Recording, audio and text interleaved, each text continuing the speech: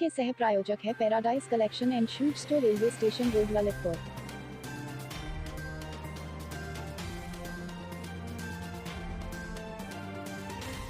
इस खबर की सह प्रायोजक संस्कार वैली एकेडमी स्कूल, महारानी रोड, मसौरा कला, ललितपुर। नमस्कार दोस्तों, ललितपुर लाइव टीवी में आपका स्वागत है। मैं आपका दोस्त रविजन चुनगी। हम हैं मौजूद ललितपुर मुख्यालय के होटल आयरन इन में, जो झांसी रोड स्थित है। यहाँ पर आज डॉक्टरों के द्वारा एक बेहतर तरीके से कोविड-19 के अंतर्गत जो कार्यक्रम हुआ है, उसमें हमारे लखनऊ से डॉक्टर सूर्यकांत त्रिपाठी पधारे हैं, जिन्होंने जो भ्रांतियाँ थीं मानव समाज के अंदर, उस भ्रांतियों को उन्होंने अपने विवेक से, अपनी जानकारी से उसको दूर किया है। मैं बता दूं, डॉक्टर सूर्यकांत त्रिपाठी वो शख्सियत हैं चिकित्सा विभाग के अंतर्गत, जिनको 26 जनवरी की परेड में उन्हें झांकी के माध्यम से माननीय मुख्यमंत्री द्वारा सम्मानित किया गया। और भी इनके कई आर्टिकल सोशल मीडिया और इनका जो अपना एक पर्सनल पेज है, उस पर आप देख सकते हैं। यूट्यूब पर डॉक्टर सूर्यकांत त्रिपाठी आप सर्च करेंगे, आप इनको पाएंगे।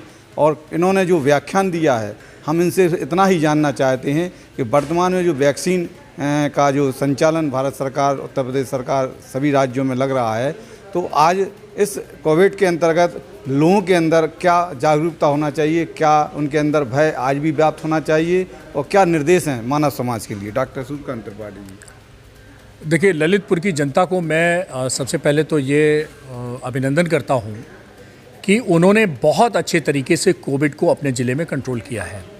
लेकिन अभी खतरा दोस्तों टला नहीं है। आपको मालूम होगा कि छुटपुट जो केसेस बढ़ने की संख्या है, कभी महाराष्ट्र से, कभी केरल से, इधर उधर से खबर आती रहती है।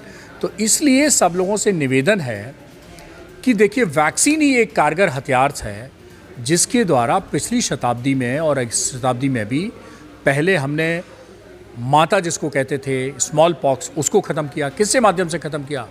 पूरी दुनिया में केवल वैक्सीन के माध्यम से ख़त्म किया। पोलियो को आपने किससे ख़त्म किया? आपने वैक्सीन के माध्यम से ख़त्म किया।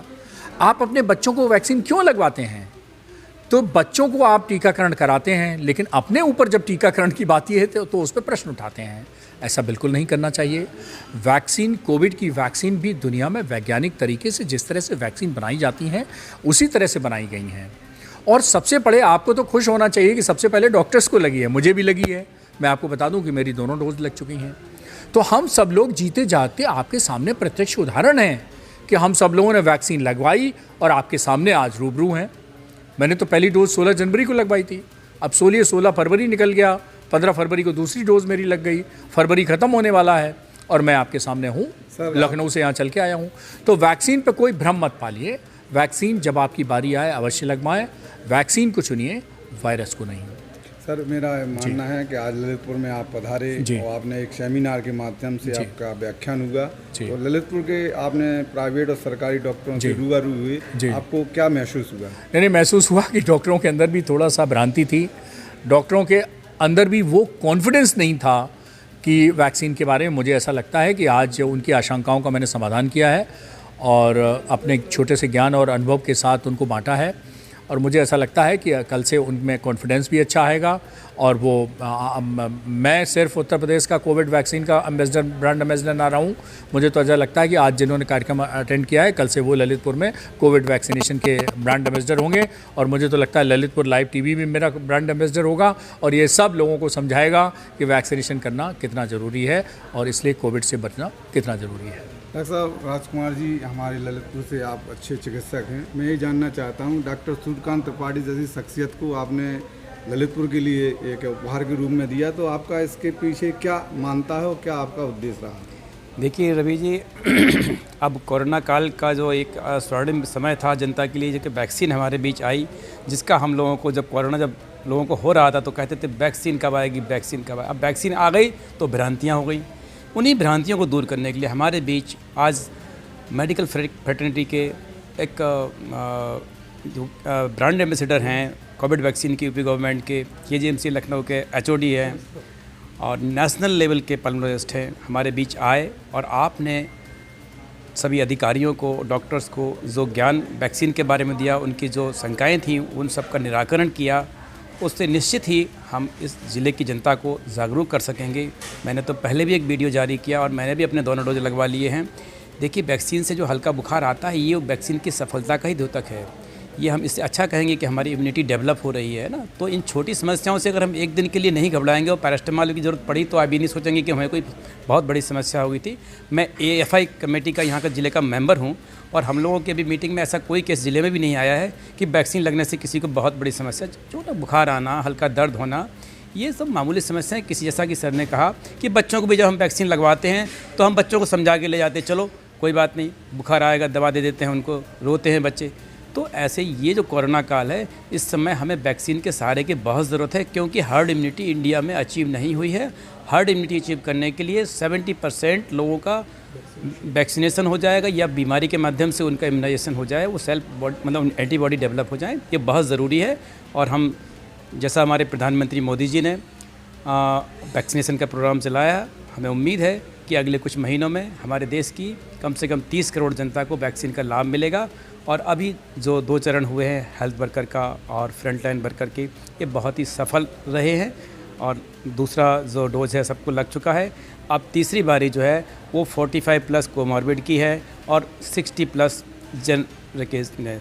तो हम सभी से अपील करते हैं, इस ज़िले की जनता से अपील करते हैं कि समय पर अपना जब भी आपका नंबर आए रजिस्ट्रेशन कराएं और वैक्सीन ज़रूर लगवाएं।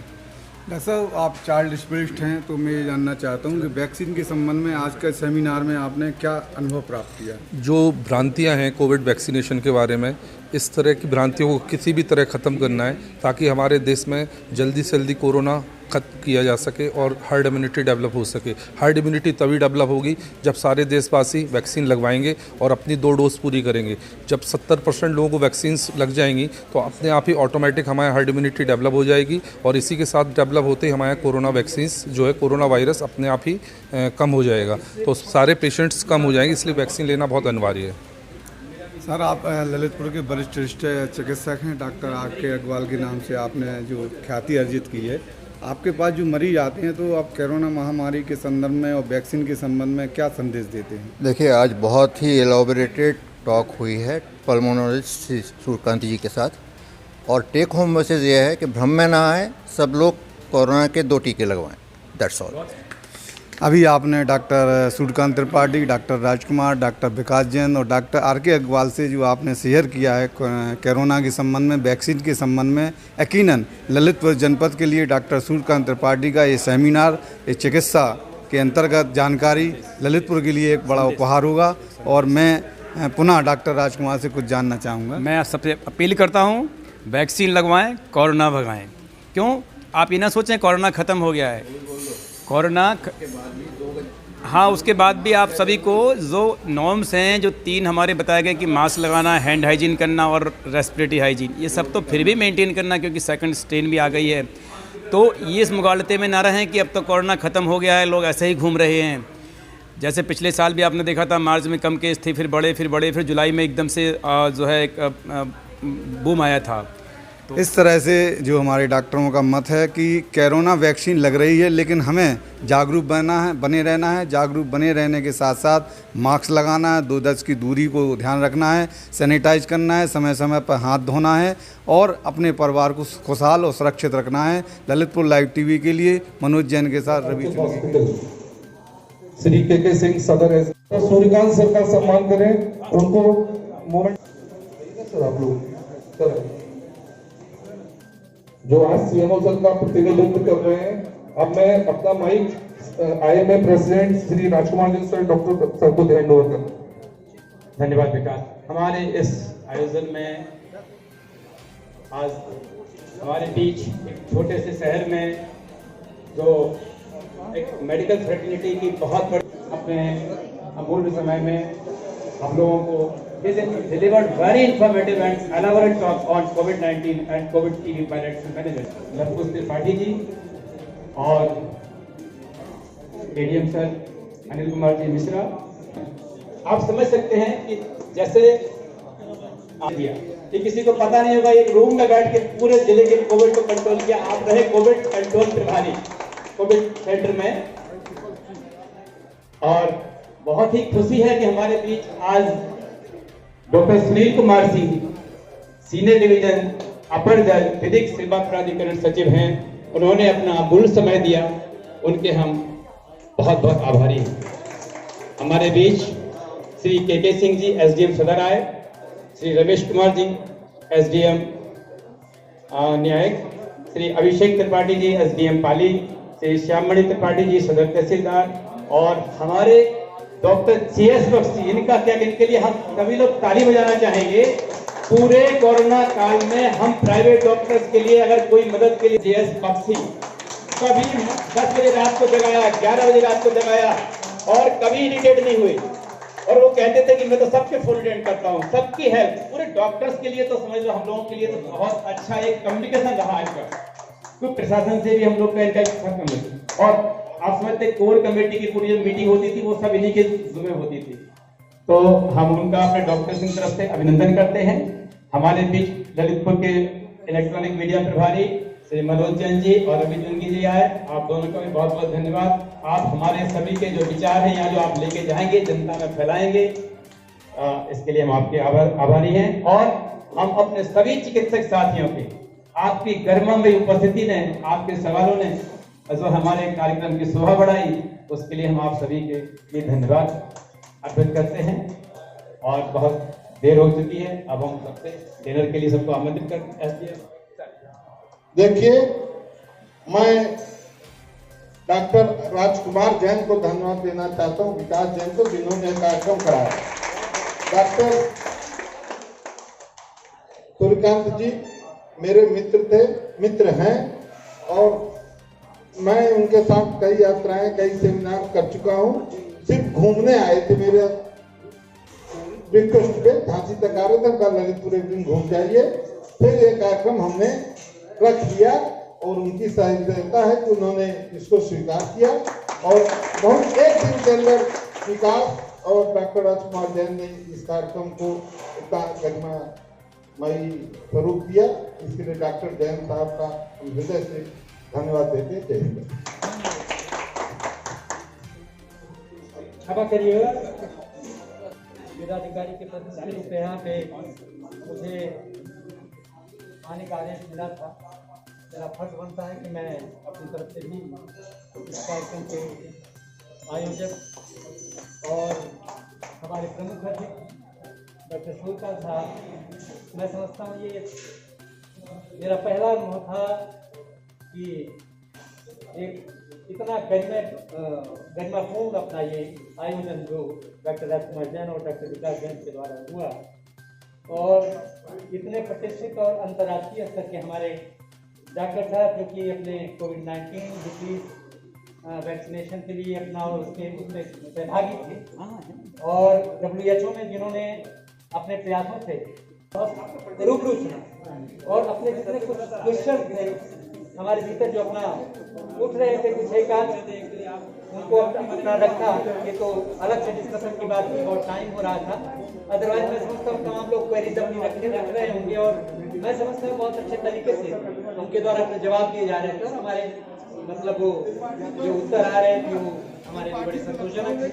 तो आज का ये समय, इस बहाने हमने तमाम प्रशासनिक अधिकारियों को, हमारे जज साहब जो अपना यहाँ पे आए हुए हैं, और सभी डॉक्टर समुदाय को एक बार फिर यहाँ पे, जिस मैं कोविड-19 अपना मेरा जो कंट्रोल रूम था उससे कोऑर्डिनेशन में था, मैं न केवल किसी पर्टिकुलर ये विभाग के लिए बल्कि मेडिकल विभाग से स्पेशली और सभी लोगों से अपना जुड़ा हुआ था, जनता के साथ भी, और इंटरनेशनली नेशनली सभी जगह से अपना जाकर फोन भी आते थे और बातें भी होती थी।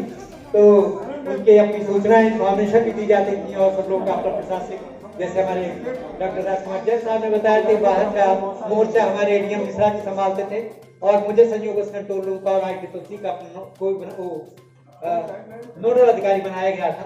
तो इस बहाने मुझे भी साल भर बैठ करके अपना ये करने का, लोगों की सेवा करने का मौका मिला।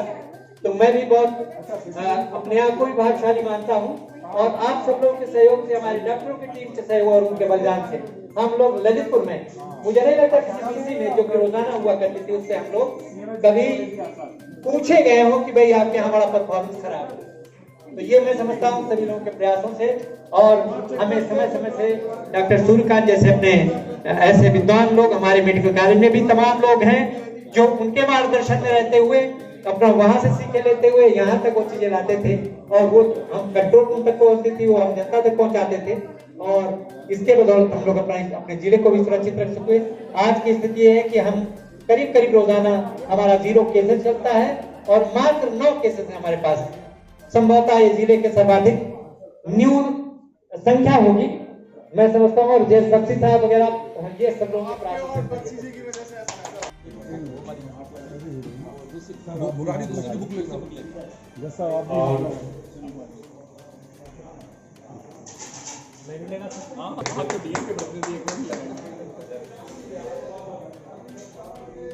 मैं डॉक्टर अजय जी को आमंत्रित करना चाहता हूँ, आप आए और डॉक्टर सुनील कुमार जी तो आशीर्वाद के शब्द हम लोग के लिए कहें। मैं सभी डॉक्टर जो यहाँ पे प्रेजेंट हैं, आपने बहुत अच्छा प्रोग्राम दिया है और ये जो आपने हमें यहाँ पे टिप्स दिए हैं, तो जिला विधिक सेवा प्राधिकरण के सौजन्य से हमें सारे माइक्रो इंटीरियर्स में जाना है, पूरे जो है डीएलएसए को डिस्ट्रिक्ट को हमें कॉर्डन ऑफ करना है। और ये जो आपने जो हमें टिप्स बताए कि किस तरह से बहुत सारी चीजें थी, बहुत सारे क्वेश्चन थे, डॉक्टर सूर्यकांत ने हमें क्लैरिफाई किया है और ये हमें बहुत हेल्पफुल रहेगा जब हम माइक्रो इंटीरियर्स को टच करेंगे तो उनको ये बताएंगे कि किस तरह से आपको वैक्सीनेशन लेना है और क्या आपको जो है प्रिकॉशंस इसमें बरतने हैं और जो मेडिसिन हम डिस्ट्रीब्यूट करेंगे। और आपने डिफरेंशिएशन भी बताया ट्यूबरक्लोसिस का और हमारे कोविड-19 का, तो बहुत हेल्पफुल है हमारे लिए और हम ये उम्मीद करते हैं कि जो आपने हमें यहाँ शिक्षा दी है तो ये हम पूरे डिस्ट्रिक्ट में इसको फैलाएंगे। बहुत बहुत शुक्रिया आपका, इंशाल्लाह। Thank you. पॉपुलेशन भी ज्यादा है, गाँव का आदमी खुले हवा में रहता है, तो लिक्विड पीता है और टाइम से खाना खाता है, कोई स्ट्रेस हार्मोन नहीं है उसको प्लेजेंट हार्मोन निकलते हैं, इम्यूनिटी अच्छी है। That's why they are not getting ये गांव की बच्ची हो या किसी गांव में बात चल रही है बच्ची हो आधे मर जाते उनका भला करो, उन्होंने ढोलों के साथ कर दिए, शुक्रगुजार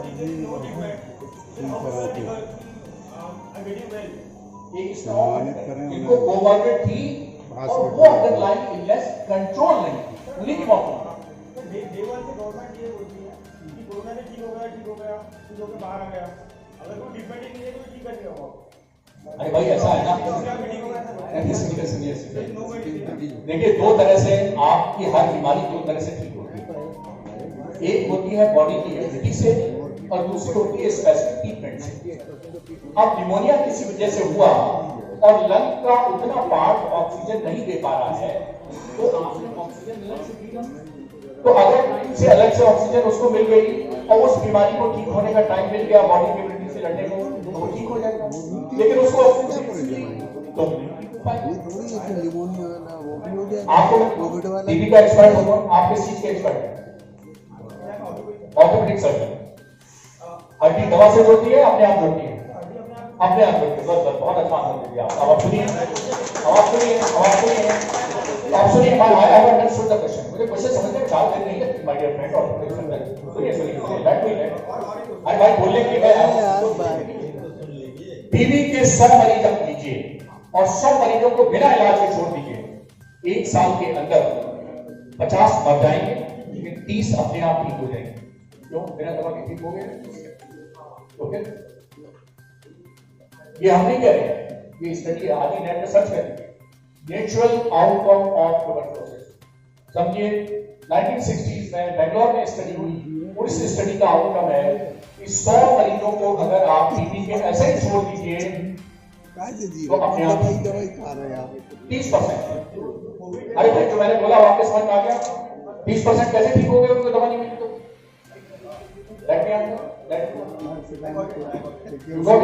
तो बैठ जाइए अब लेने के बाद बैठे।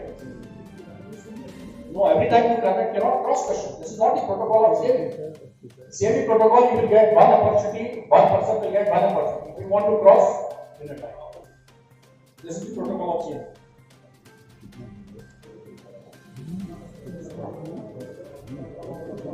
जहां मैं कहूंगा मुझे आंसर नहीं आता, मैं एक्सेप्ट करूंगा कि इसका आंसर मुझे नहीं मालूम।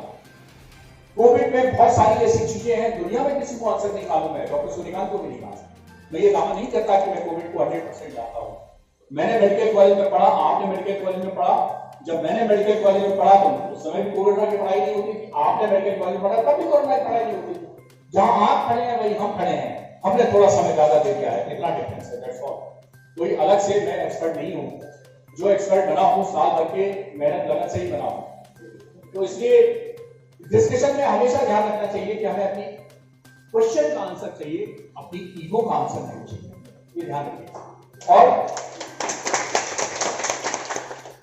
क्वेश्चन में एक और चीज आती है, सबको इंपॉर्टेंट होना चाहिए, सब क्वेश्चन पूछें एक एक अपॉर्चुनिटी में। उसके बाद आपको पर्सनल मेरा टाइम चाहिए, आधा घंटे पहले मैं आज रात में रुका हूं, I am here to answer every question. मैं अपने कमरे में नहीं जाऊंगा जब तक आपके एक एक क्वेश्चन का आंसर नहीं दे, लेकिन वो डेढ़ टाइम है ना, क्योंकि unnecessarily we are wasting our time for the second which is very important topic tuberculosis. NTEP, कितने लोग जानते हैं what is NTEP? Raise your hands. कितने लोग जानते हैं एंटीईपी? एक, आपको रहने से आपको दो, तीन। इसके बारे में सही टॉपिक चुन के लाया। NTEP means national tuberculosis elimination program. Next please. ये हम स्लाइड लगा चुके हैं कोविड की। नेक्स्ट। अब देखिए, कोविड काल में दुनिया ये मानती है कि टीबी सर्विसेज का इंटरप्शन हुआ, सरकारी अस्पतालों में कोविड का काम हुआ, प्राइवेट क्लिनिक बंद कर दी गई, डॉक्टर्स की क्लिनिक नहीं खुली। तो दुनिया WHO ये मानती है कि शायद टीबी का जो प्रोग्राम था, टीबी की जो बीमारी थी, ट्रीटमेंट था, टीबी जो दवाई थी, वो सब अफेक्टेड हुई।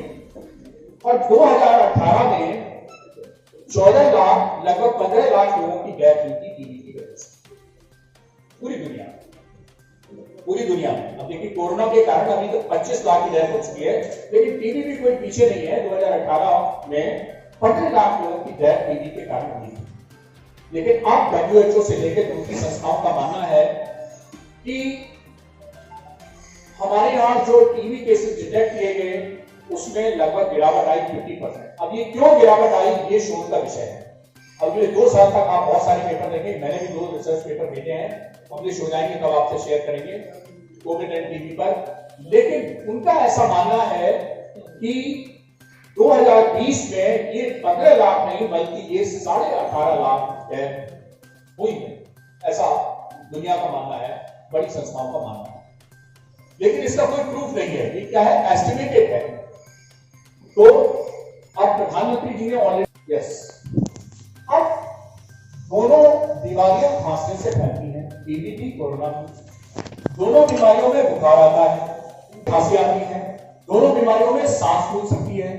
अब समस्या ये होती है कि कैसे पता लगाएं कि ये टीबी है और कैसे पता लगाएं ये कोरोना है, और कैसे अब हम आने वाले समय में कोरोना को भी कंट्रोल रखें और टीबी पे भी नियंत्रण पाएं। ये हमारे सामने चुनौती। इस चुनौती को जानने से पहले आप जान लीजिए कि क्या समानताएं हैं दोनों में और क्या असमानताएं हैं और कैसे। अब लगभग 70,000 साल से ज्यादा हमारे पुराणों से लेकर वेदों में, यजुर्वेद में और आयुर्वेद में सब में डिस्क्रिप्शन मिलता है क्षय रोग का, राज यक्षमा का। आप मिस्र की ममीज देख लीजिए, हजारों साल पुरानी, उसमें भी इस ममीज में ये एविडेंस पाए गए हैं कि टीबी होती थी। और ये जो है कोविड-19 तो केवल 12 महीने का है। एस्टेब्लिश डेफिनेशन है, दोनों में स्टिग्मा है, दोनों हेल्थ सर्विसेज में बर्डन है, दोनों में रैपिड पॉलिसी रिस्पांस है, गवर्नमेंट ने लिया है, इंडिया ने लिया है, प्राइम मिनिस्टर ने लिया है, सरकार ने लिया है। रिसोर्स मोबिलाइजेशन आप देखिए, बजट का कितना टीबी पे भी दिया जा रहा है, हर मरीज को 500 रुपया महीना टीबी के दिया जा रहा है। कोविड के लिए भी बजट का रिस्पांस किया गया, सबका फ्री इलाज किया गया, अभी वैक्सीन भी फ्री में लग रही है, कम से कम कोरोना हेल्थ वर्कर्स को, फ्रंटलाइन वर्कर्स को। क्या हम दोनों को रोक सकते हैं? जी हाँ, रोक सकते हैं। कैसे रोक सकते हैं? तो सबसे उपचार से। जी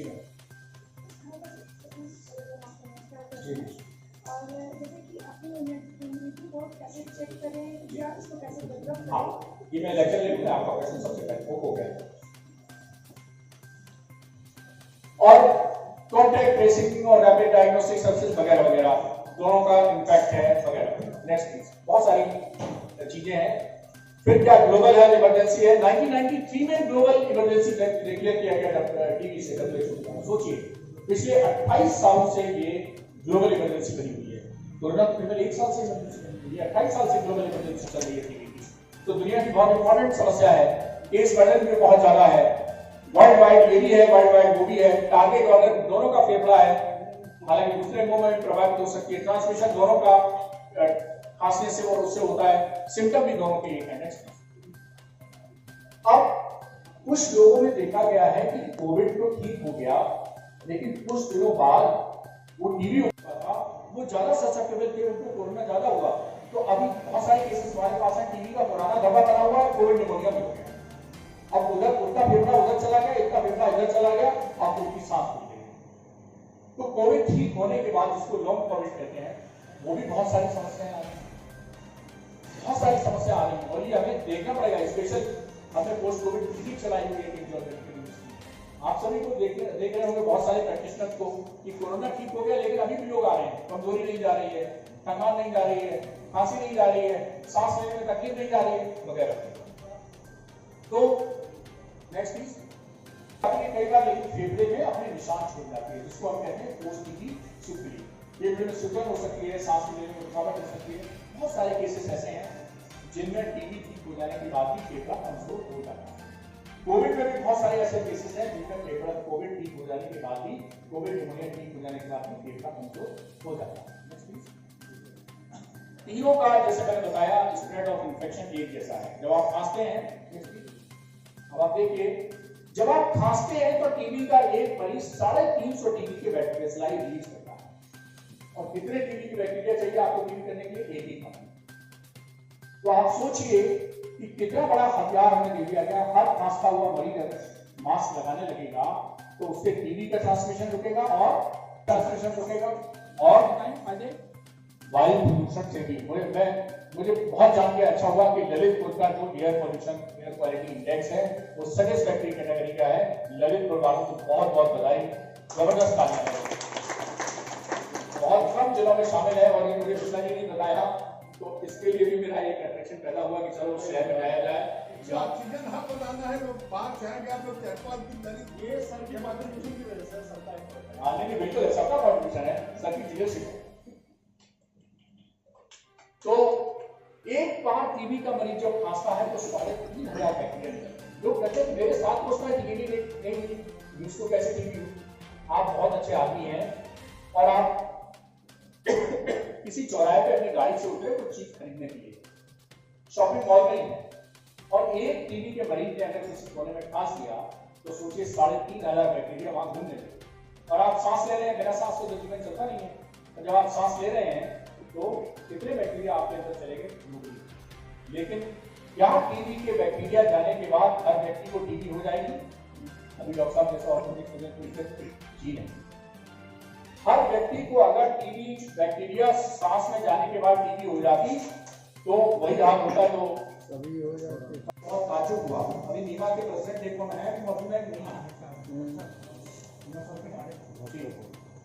आपको बता दूं, शायद आप जानते होंगे, चित्रकूट में एक चित्रकूट आरोग्य धाम से वैद्य मदन गोपाल वाजपेयी जी चलाते हैं। जानते हैं आप उनको? सुनिए, मैंने दैनिक अपना पास है जो कि मेरा आर्टिकल 11 राज्यों में छपता है, उसको मैंने इम्यूनिटी पे आर्टिकल लिखा। और एक सज्जन जब आप पहुंचे तो उन्होंने कहा कि डॉक्टर सूर्यकांत ने भेजा है। Probably I am the only allopathy doctor, modern medicine doctor, जो कि आयुष के डॉक्टरों को पेशेंट रेफर करता है। तो आपस में हमारी अपनी सीमा है। क्या हम डायबिटीज के मरीज को कह सकते हैं कि हम 1 साल में ठीक कर देंगे, या कितने साल में ठीक कर देंगे? नहीं कह सकते। क्या ब्लड प्रेशर के मरीज हम क्या करते हैं? हम जिंदगी भर दवाई देते हैं। गठिया के मरीज को कह सकते हैं भैया आगे जॉइंट रिप्लेसमेंट नहीं होगा? हमको कल अनिल मिश्रा जी ने 10-12 ओझा करके लगा दिया। हम बात कर रहे हैं उत्तर प्रदेश पीसी संघ के अध्यक्ष हैं, जो हमारे उपाध्यक्ष हैं श्री अनिल कुमार जी मिश्र। मैं उनसे बात करता हूं कि आज के सेमिनार के अंतर्गत आपको क्या अनुभव मिले और आप क्या संदेश देना चाहते हैं इस जनपद ललितपुर के लिए। आज यहाँ पे डॉक्टर सूर्यकांत त्रिपाठी जी जो कि विभागाध्यक्ष है, चेस्ट विभाग के लखनऊ KGMC के, उन्होंने आज कोरोना के बारे में तमाम भ्रांतियां थी उसको दूर किया। कोविड वैक्सीनेशन में लोगों को जो भय था उसको दूर किया और इसको यहाँ के जो डॉक्टर लोग काफ़ी प्रचारित करेंगे जिससे कि भ्रांतियाँ दूर हो जाए, लोग जो है टीकाकरण कराएं। सर, आप चूँकि प्रशासनिक हैं तो इसके लिए जनता को किस तरह से संदेश देंगे? जनता को संदेश बहुत क्लियर है, क्योंकि आपके मास्क और 2 गज की दूरी ज़रूरी है। उन्होंने बताया टीका लगाने के बाद भी हम भले अपने बॉडी को इम्यून कर ले जा रहे हैं, लेकिन फिर भी अगर कोरोना का कीटाणु तो फैल सकता है। इसलिए मास्क और 2 गज की दूरी और सैनिटेशन, हाथ सफाई दोनों जरूरी है। Subscribe now and press the bell icon. Never miss an update.